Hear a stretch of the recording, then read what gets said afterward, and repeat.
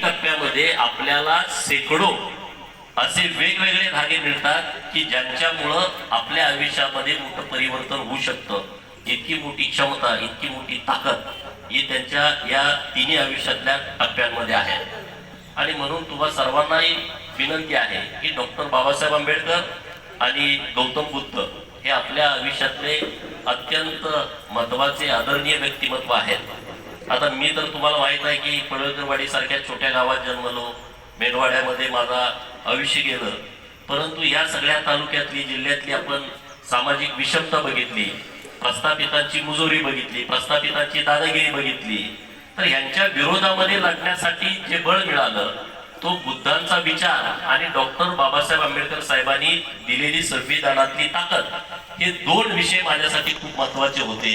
आणि असे देशातले आणि जगातले असे करोडो लोक आहेत की ज्यांच्या आयुष्यामध्ये डॉक्टर बाबासाहेब आंबेडकर साहेब आणि गौतम बुद्धांचा विचार आला, त्यांचं पूर्ण आयुष्य बदलून गेलं.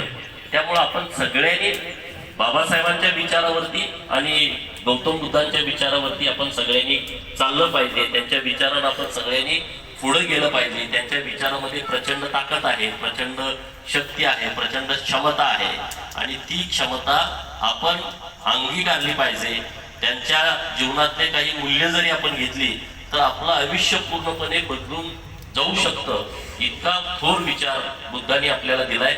या बुद्ध जयंतीच्या निमित्तानं परमेश्वरचरणी प्रार्थना करतो की आपल्या सर्वांना बुद्धांचे विचार आणि डॉक्टर बाबासाहेब आंबेडकर साहेबांच्या संविधानातली ताकद आपल्या सगळ्यांना मिळो की ज्यांच्यामुळं आपण आपल्या सामाजिक, राजकीय, शैक्षणिक जीवनामध्ये फार मोठा बदल घडवून आणू. अशा पद्धतीच्या तुम्हाला सर्वांना सदिच्छा देतो आणि थांबतो.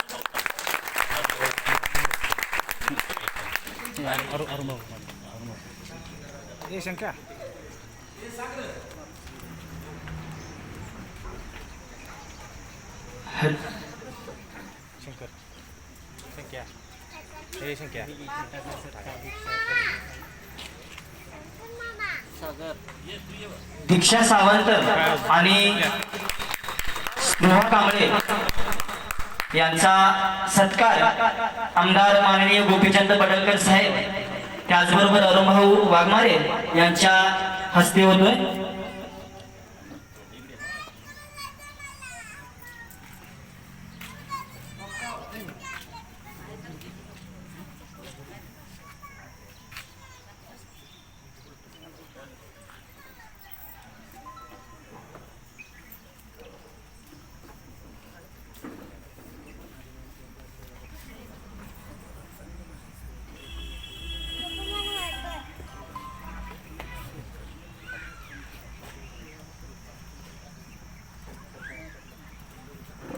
यानंतर प्रमुख वक्ते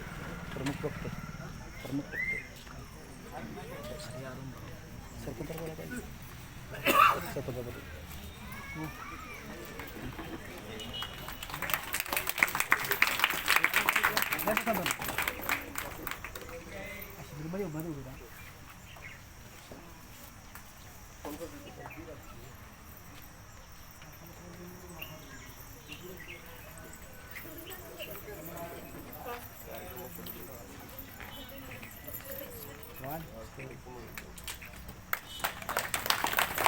यानंतर साहेब